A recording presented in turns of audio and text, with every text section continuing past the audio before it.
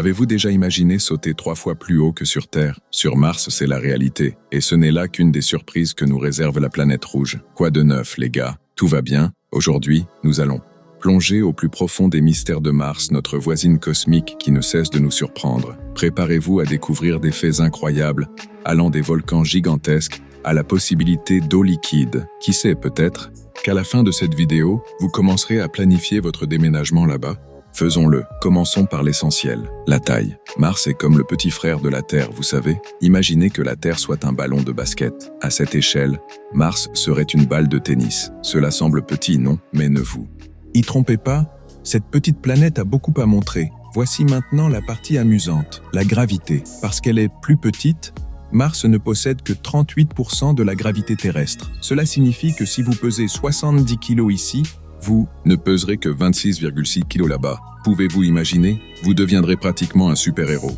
Une étude de la NASA a montré qu'un astronaute sur Mars pouvait sauter d'environ 1 mètre de haut, sans même transpirer. C'est comme si tout le monde devenait un Michael Jordan venu de l'espace. Imaginez les Jeux Olympiques martiens, le saut à la perche serait épique. Mais tout n'est pas rose, ou plutôt roche rouge. Cette gravité plus faible présente également ses défis. Les scientifiques sont très préoccupés par la perte de masse osseuse et musculaire chez les astronautes effectuant de longues missions.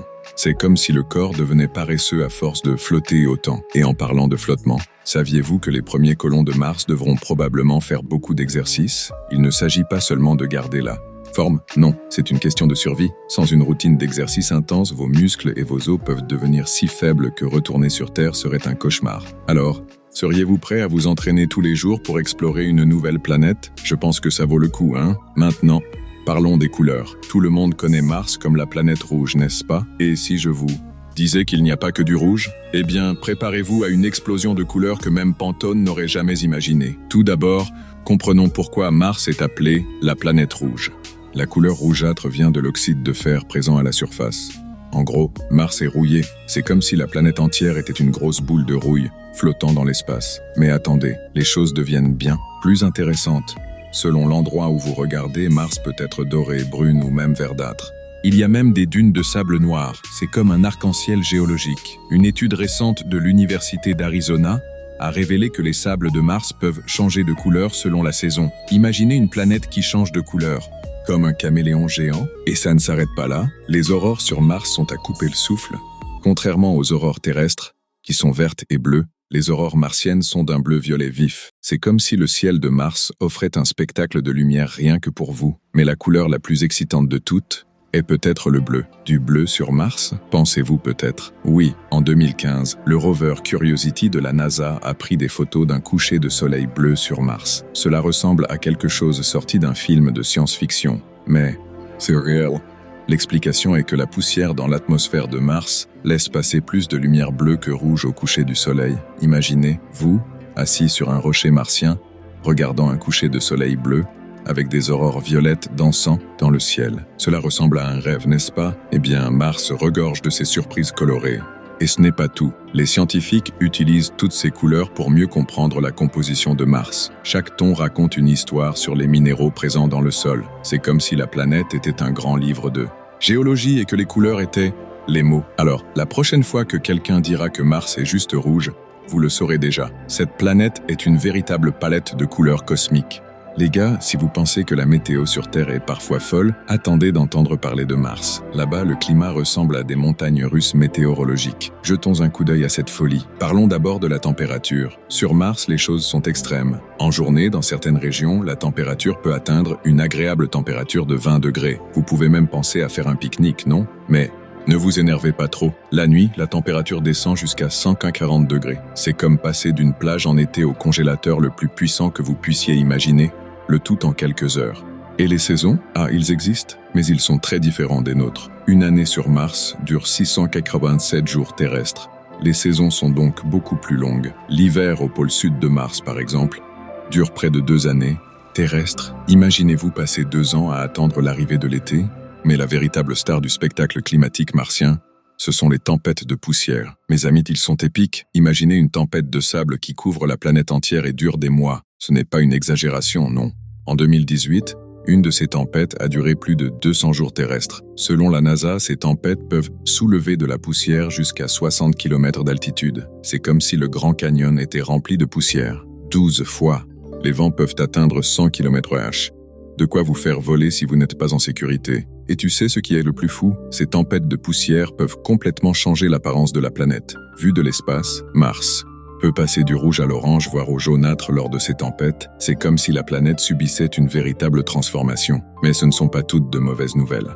Ces tempêtes de poussière ont un côté positif. Elles contribuent à répartir les minéraux à travers la planète. C'est comme si Mars possédait son propre système de recyclage naturel. Oh, et nous ne pouvons pas oublier les tornades martiennes, ou comme les scientifiques les appellent, les diables de poussière. Ces mini-tornades peuvent atteindre 20 km de hauteur. Imaginez-vous en voir un arriver vers vous? Ce serait un mélange d'horreur avec une scène digne d'un film de science-fiction. Et ce n'est pas tout.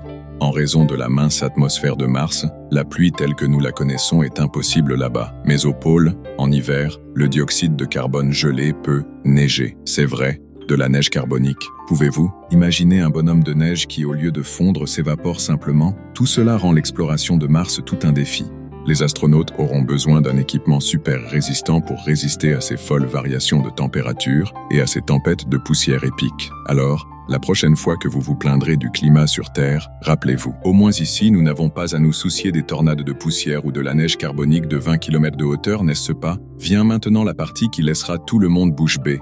Il y a de l'eau sur Mars. D'accord, ce n'est pas tout à fait comme les océans de la Terre, mais la découverte de l'eau sur la planète rouge est l'une des choses les plus excitantes de l'exploration spatiale récente. En 2018, des scientifiques italiens ont fait une découverte explosive. Un lac souterrain d'eau liquide près du pôle sud de Mars. Imaginez, un lac entier caché sous la glace. Et cela ne s'arrête pas là. En 2020, des astronomes ont découvert la présence de plusieurs lacs souterrains. C'est comme si Mars possédait son propre système d'eau souterraine. Mais ne vous inquiétez pas, ne pensez pas que vous pouvez plonger dans ces lacs comme ça, juste comme ça. L'eau y est très salée et probablement pleine de perchlorates, qui sont toxiques. C'est comme une mare d'eau de Javel, tu sais. Rien d'agréable pour se baigner. Et ce n'est pas tout. Les scientifiques pensent que Mars possédait autrefois des océans, des rivières et des lacs à la surface il y a des milliards d'années. Les sondes qui ont exploré la planète en ont trouvé plusieurs preuves, comme des vallées qui semblent avoir été creusées par des rivières et des minéraux qui ne se forment qu'en présence d'eau liquide. Maintenant, vous vous demandez, peut-être, s'il y avait autant d'eau, où est-elle passée? Bonne question. La théorie la plus acceptée est que la majeure partie de cette eau s'est évaporée dans l'espace lorsque Mars a perdu une grande partie de son atmosphère. Mais une partie importante a été piégée sous terre, formant ces lacs souterrains et se mélangeant également au sol, formant le pergélisol martien. Et tu sais ce qui est le plus cool? Là où il y a de l'eau, il peut y avoir de la vie. C'est vrai.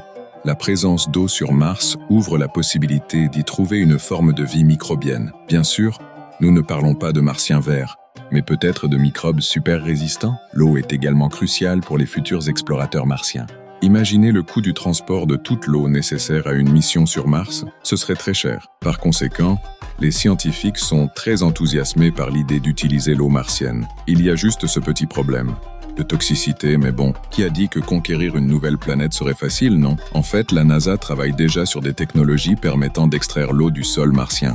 L'idée est d'utiliser cette eau non seulement pour la boire, après qu'elle ait été bien traitée, bien sûr, mais aussi pour produire de l'oxygène et même du carburant pour fusées. C'est comme transformer Mars en une station de ravitaillement cosmique. Et ce n'est pas tout. La présence d'eau sur Mars nous aide à mieux comprendre l'histoire du système solaire. Si Mars avait autant d'eau dans le passé, cela suggère que les conditions propices à la formation de la vie pourraient être plus courantes que nous le pensions. Alors, la prochaine fois que vous boirez un verre d'eau, n'oubliez pas, sur Mars, cette même eau pourrait être la clé pour percer les mystères de l'univers et qui sait, découvrir la vie au-delà de la Terre. Pensiez-vous que la Terre était spéciale parce qu'elle avait une lune? Parce que Mars en a deux. Phobos et Deimos sont les compagnons de la planète rouge. Aussi fascinant qu'étrange. Commençons par Phobos, le plus grand des deux. Mais quand je dis plus grand, ne vous énervez pas trop. Phobos ne mesure que 22 km de diamètre, soit plus petit que la ville de São Paulo. C'est comme si c'était un petit astéroïde qui avait décidé de orbiter autour de Mars. Et voici le plus fou. Phobos tourne autour de Mars 3 fois par jour. C'est vrai.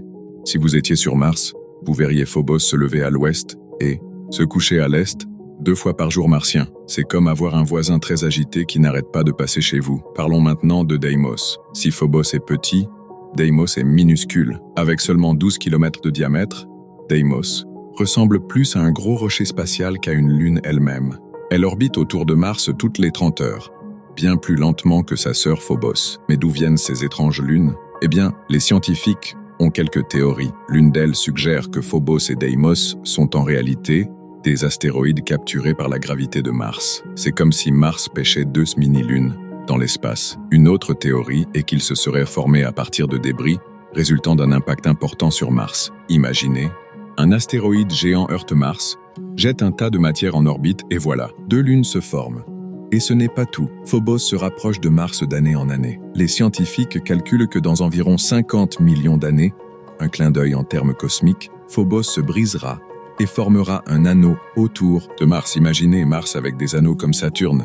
Mais qu'en est-il de Deimos? Eh bien, elle fait le contraire. Petit à petit, Deimos s'éloigne de Mars. Dans quelques milliards d'années, il pourrait même s'échapper de l'orbite martienne et errer dans l'espace. Et tu sais ce qui est le plus cool? La NASA prévoit une mission pour explorer Phobos de près. L'idée est d'y poser une sonde et de ramener des échantillons sur Terre. Qui sait, peut-être découvrirons-nous que Phobos est en réalité un vaisseau extraterrestre déguisé. Je plaisante, d'accord? Oh, et il y a un détail curieux. Les noms Phobos et Deimos viennent de la mythologie grecque. Phobos signifie peur et Deimos signifie panique. Ils étaient les fils d'Arès, le dieu de la guerre, que les Romains appelaient Mars. Celui qui a choisi ces noms avait certainement le sens de l'humour. Imaginez ce que ce serait de voir ces 2 lunes dans le ciel martien. Phobos apparaîtrait comme un objet 3 fois plus grand que notre lune, tandis que Deimos ne serait qu'un point brillant. Ce serait un spectacle d'astronomie tous les soirs. Ainsi, la prochaine fois que quelqu'un vous dira que notre lune est spéciale, vous pourrez lui parler des lunes martiennes. Après tout, 2 valant mieux qu'un, non? Même si ce sont 2 mini-lunes folles, préparez-vous désormais à rencontrer le véritable géant du système solaire, le mont Olympe. Ce volcan martien est si grand qu'il fait ressembler l'Everest à une fourmilière. Regardons les chiffres. Le mont Olympe mesure 21 km de haut et a une base de 600 km de diamètre. Pour vous donner une idée, si ce volcan était sur Terre, il aurait la taille de la France. Elle est si haute que si vous étiez au sommet, la base serait si éloignée qu'elle se trouverait en dessous de l'horizon à cause de la courbure de Mars. C'est littéralement une montagne qui sort de la planète. Mais comment un volcan peut-il atteindre une telle taille? La réponse réside dans la géologie de Mars. Contrairement à la Terre, Mars n'a pas de tectonique des plaques. Cela signifie que le volcan se développe au même endroit depuis des milliards d'années. C'est comme un bouton qui n'éclate jamais. Il grandit, et ce n'est pas tout. La gravité plus faible de Mars est également utile. Avec moins de force tirant la lave vers le bas, elle peut s'accumuler à des hauteurs beaucoup plus élevées que sur Terre. C'est comme faire un château de sable sur la Lune. Vous pouvez l'empiler beaucoup plus haut sans qu'il ne s'effondre. Maintenant, vous vous demandez peut-être, ce volcan est-il toujours actif? Eh bien, techniquement, le mont Olympe est considéré comme un volcan endormi. Cela signifie qu'il n'est pas actif actuellement, mais qu'il n'est pas éteint non plus. C'est comme si tu faisais une très longue sieste. Les scientifiques pensent que la dernière éruption pourrait avoir eu lieu il y a environ 2 millions d'années. Un clin d'œil en termes géologiques. Imaginez la vue depuis le sommet, ce serait comme être au sommet du monde. Seulement, sur Mars, vous pouviez voir la courbure de la planète et s'il faisait beau, peut-être même apercevoir Phobos et Deimos passant au-dessus de vous. Mais ne pensez pas que gravir le mont Olympe serait facile. En plus de la hauteur absurde, les pentes sont très raides. Dans certaines régions, on trouve des falaises pouvant atteindre 8 km de haut. C'est comme si vous deviez escalader un mur vertical de la taille de l'Everest. Pas mal pour s'entraîner. À l'alpinisme, et tu sais ce qui est le plus fou? Le mont Olympe est si haut que son dôme surplombe une grande partie de l'atmosphère de Mars. Cela signifie que si vous atteigniez le sommet, en plus de la vue incroyable, vous seriez pratiquement dans l'espace.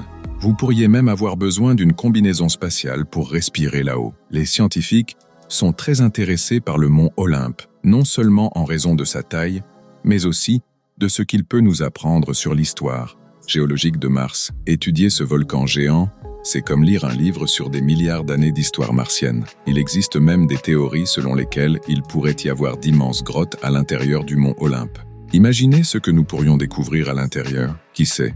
Peut-être trouverons-nous des preuves de la vie martienne antique cachées dans ces grottes. Alors, la prochaine fois que vous penserez avoir escaladé une haute montagne, rappelez-vous, sur Mars, il y a une montagne qui a littéralement la taille d'un pays.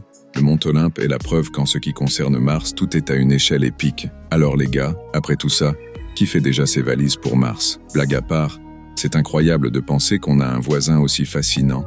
À côté, des volcans géants aux lacs souterrains, Mars continue de nous surprendre. C'est une planète d'extrêmes, des températures folles, des tempêtes de poussière épiques, des lunes étranges et des paysages qui ressemblent à ceux d'un film de science-fiction. Mais plus qu'un spectacle de curiosité cosmique, Mars représente la prochaine grande étape de l'humanité dans l'exploration spatiale. Qui sait, dans quelques décennies, nous assisterons à la naissance de Phobos directement depuis la surface martienne. Bien sûr, coloniser Mars ne sera pas une sinécure. Il y a cette faible gravité qui nous fera flotter, la météo folle, qui nécessitera des combinaisons ultra high-tech et le manque de livraison de pizza, du moins pour le moment. Mais bon, depuis quand l'humanité recule-t-elle devant un défi, n'est-ce pas? Imaginez ce que nous pourrions apprendre en vivant sur Mars. Peut-être découvrirons-nous des formes de vie dont nous n'imaginions pas l'existence. Ou peut-être que nous développerons des technologies révolutionnaires pour tenter d'y survivre.